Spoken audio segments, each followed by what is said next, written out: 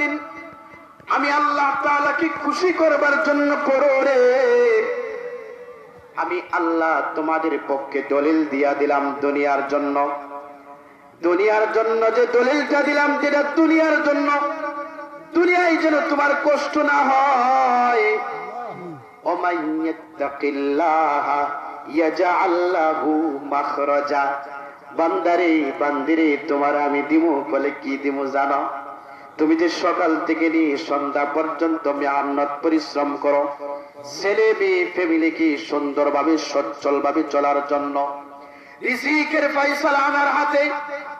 রিজিক খাবার জন্য, খাবারের জন্য, ঘর বাড়ি তৈরি করবার জন্য, টাকা পয়সার জন্য বের হয়ে যাও। যে যে কর্ম করো সে সেই কর্মে বের হয়ে যাও। ও আমার বান্দা বান্দি, শোনো শোনো, হে আমার কোরআনে কারীমের আয়াতের প্রতি খেয়াল করো।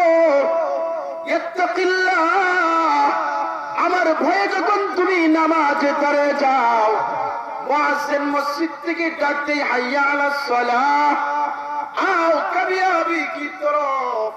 কামিয়াবি লাভ করবার জন্য তুমি নামাজে দাঁড়ায় যাও। আমি আল্লাহ তোমার পক্ষে বলে দিলাম, তুমি যে সারাদিন কর্ম করো রিজিকের জন্য, ইয়াজআল লাহু মাখরাজা, এমন রিজিক এমন জায়গা থেকে তোমাকে দান করব রে বান্দা, কোনদিন তোমার কল্পনায় আসবে না। আল্লাহু আকবার। এমন জায়গা থেকে বান্দা বান্দিরে তোমার জন্য রিজিকের ফয়সালা করব। নামাজি বান্দা বান্দির জন্য কোনদিন তুমি কল্পনায় আনতে পারবা না, কল্পনায় আসবে না।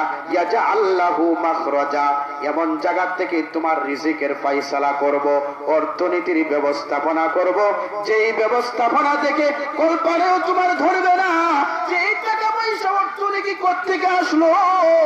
হে ভাই, কত কষ্ট না সারাদিন করে থাকি, রোদ খামারে কত কষ্টের মেহনত পরিশ্রম আমরা করে থাকি।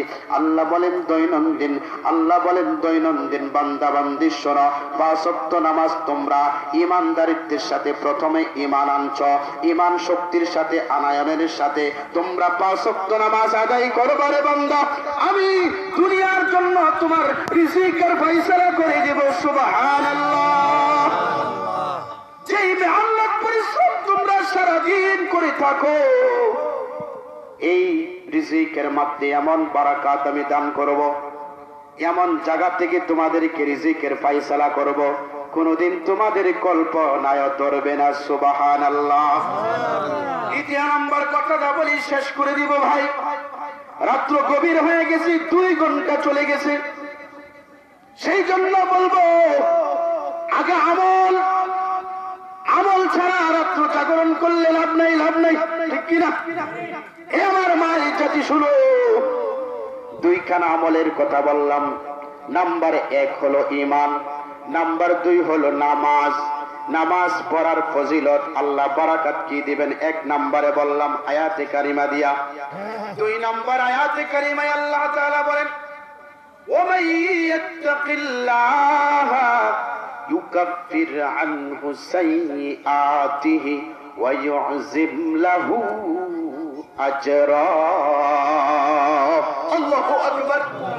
আল্লাহ ডাক দিয়ে বলেন, ভয়ের সাথে যখন ইমানদারিত্বের সাথে বান্দা বান্দি নামাজে যখন তোমরা দাঁড়ায় যাইবা, নামাজ যখন প্রতিষ্ঠিত করবা, খুশু খুজুর সাথে দুনিয়াতে নামাজ আদায় করবা, ইউকাফির আনহু সাইয়্যাতি। হে ভাই বন্ধু, তোমার আমার গুনাহ হয় কি হয় না? কথা বলেন, গুনাহ হয় কি হয় না? তোমার আমার গুনাহ হয়ে যায়। হে পর্দার আড়ালের মা বোনেরা, তোমারও গুনাহ হয়ে যায়, আমারও গুনাহ হয়ে যায়। হে বাবারা, তোমারও গুনাহ হয়ে যায়, আমার গুনাহ হয়ে যায়।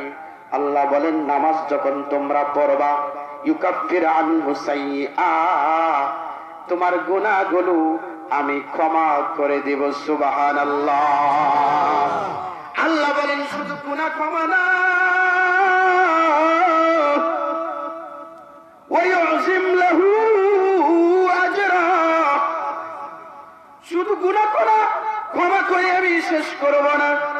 বলি, তুমি যে নামাজ পড়লে তোমার যে নেকি অর্জন হইল, এই নামাজের বারাকাত অনুযায়ী তোমার গুনাহ ক্ষমা করে দিলাম। আর নামাজের যে সওয়াব হবে রে বান্দা বান্দি যুবকরা, আল্লাহ পাক রব্বুল আলামিন বলেন তোমার এই নেকিগুলো আমি পাহাড় পরিমাণে বড় করে দিব। সুবহানাল্লাহ। ওয়া ইউযিম লাহু আজরা, বলে প্রতিদান স্বরূপ আমি তোমাদেরকে যা দিব। ওয়া ইউযিম, কি পরিমাণ বড় হবে এটা আল্লাহ জানে। কি পরিমাণ নেকি আপনার আমার ডান পাশে জমা হবে নামাজের বিনিময়ে আল্লাহ জানে। কি পরিমাণ বদি বাম পাশ থেকে আল্লাহ ক্ষমা করে দিবেন এটা আল্লাহ তাআলাই জানে। ওয়া ইউযিম লাহু আজরা, আল্লাহ পাক রব্বুল আলামিন বলেন নামাজের ফজিলতের কারণে তোমার রিজিকের মধ্যে বরকত হবে। এমন জায়গা থেকে রিজিক দিব যা কোনোদিন তুমি কল্পনাও করতে পারবে না। দ্বিতীয় নম্বরে আল্লাহ তাআলা বলেন তোমাকে আমি আল্লাহ তাআলা আমার ভয়ের সাথে নামাজের দ্বারা হয়ে যাওয়ার কারণে, নামাজ প্রতিষ্ঠিত করার কারণে আমি আল্লাহ তোমার জীবনের গুনাহগুলোকে ক্ষমা করে দিব। সুবহানাল্লাহ। গুনাহ শুধু ক্ষমা করব না, তোমার যে বাম পাশে বদ আমল আছে সেই বদ আমল গুলো মাফ করে দিয়ে ডান পাশের আমলের এমন বর্ধিত করব, আজরা প্রতিদান এমন দান করব যা আমি আল্লাহ ছাড়া কেউ বুঝতে পারবে না। সুবহানাল্লাহ। আল্লাহ ডাক দিয়া বলেন বলি ফেলে 4 নম্বর 4টা পুরস্কার বলি ফেলি। এই 3 নম্বরে আল্লাহ তাআলা বলতেছেন হে মুসলমান যুব সমাজ, হে মুসলমান উম্মতেরা শোনো। 3 নম্বরে আল্লাহ তাআলা বলেন তুমি যে কবরে যাইবা, কবরে যাওয়ার সাথে সাথে তোমার জীবনটা সুন্দর হয়ে যাবে। সুবহানাল্লাহ। আল্লাহ পাকের হাবিব বলেন আফরিশু ফিল জান্নাহ ওয়ালবিসু ফিল জান্নাহ। আল্লাহু আকবার। বান্দা দুনিয়াতে তুমি ঘুমাইছো, লেপ তুষকে ঘুমাইছো শীতের রাত্রে, কতই না আরাম হয়েছে। তুমি তোমার স্ত্রীকে নিয়া লেপ তুষকের নিচে ঘুমাইছো, আরামের সাথে ঘুমাইছো। বান্দা হে, তোমাকে তো শুয়াইছে মাটির মধ্যে, শুধুমাত্র 3 খানা কাপড়, 2 খানা চাদর, 1 খানা পাঞ্জাবি দিয়ে তোমাকে শুয়ে রাখছে রে বান্দা। এটা তোমার জন্য শোভনীয় না। আল্লাহর হাবিব বলেন আমার উম্মতের এমন গুণওয়ালা বান্দা, নামাজি বান্দা বান্দি যখন কবরে যাবে 3 নাম্বার পুরস্কারটা হবে আল্লাহ তাআলা জান্নাতের আবহাওয়া তার কবরে দিয়া দিবে। আর বলবে ফেরেশতারা শোনো, তার গায়ের জামাগুলো খুলে ফেলো। এই বান্দা শীতের রাত্রে ওযু করেছে, এই বান্দা স্ত্রীর ভালোবাসা ত্যাগ করে, ঘুম ত্যাগ করে সে নামাজে পাবন্দি করেছে, 5 ওয়াক্ত নামাজ দৈনন্দিন আদায় করেছে। এই বান্দা বহু কষ্ট করে কবরে আসে, তার শরীরের কাপড়গুলো খুলে আফরিশু ফিল জান্নাহ, আমার জান্নাতের ভিতরে তৈরি কাপড় আছে, সেই জান্নাতের তৈরি কাপড়গুলো তার শরীরে পরায়া দাও। আল্লাহু আকবার। ওরে আমার বান্দা আরামাইছে ঘুমাইছে, এখন কিন্তু মাটিতে শুয়াইয়া রাখছে। না না না, এটা নামাজি বান্দা বান্দির সম্মান হতে পারে না। এটা যুবক নামাজি বান্দা বান্দির যুবতীর এটা হতে পারে না। এই ফেরেশতারা শোনো, আমার জান্নাতের ভিতরে আমার বান্দা বান্দির জন্য তোষক বানানো আছে, সেই জান্নাতি তোষক আইনা তার কবরটার মধ্যে বিছায়া দাও। আল্লাহু আকবার। আল্লাহ পাক রব্বুল আলামিনের হাবিব বলেন যুবক শুনো শুনো শোনো, আল্লাহ তাআলার হুকুমটা যদি 5 ওয়াক্ত নামাজ আদায় করতে পারো রে যুবক, তোমার মৃত্যুর সময় তোমার যে মৃত্যুটা হবে এটা তোমার জন্য সহজ হবে। কবরে যাইবা আল্লাহ শান্তি দিব। কবরে কিন্তু একটা গর্ত, এটা আযাব হইতে পারে, শাস্তি হইতে পারে, আবার শান্তি হইতে পারে। আমি রাসূল তোমাদেরকে সার্টিফিকেট দিয়া বলতেছি রে উম্মত শুনো, কবরে তোমারে যখন পোশাক পরে দিবে, কবরে তোমারে যখন জান্নাতে বিছানা বিছায়া দিবে, আল্লাহ তাআলা বলবেন হে আমার ফেরেশতারা, কবরটা কিন্তু অন্ধকার হয়ে আছে, আমার জান্নাতটা আলোকিত হয়ে আছে, এই বান্দারে যে আমি জান্নাত দেব। সুবহানাল্লাহ। আওয়াজ দিয়ে বলেন সুবহানাল্লাহ। আমার বান্দা যে জান্নাতে যাইবে, এই নামাজি বান্দা, এই নামাজি বান্দি, এই নামাজি যুবক, এই নামাজি যুবকী জান্নাতের ভিতরে যাইবে, তাদের জন্য যে আমি জান্নাত তৈরি করেছি। সেই জান্নাতটা হচ্ছে আলোকিত জান্নাত।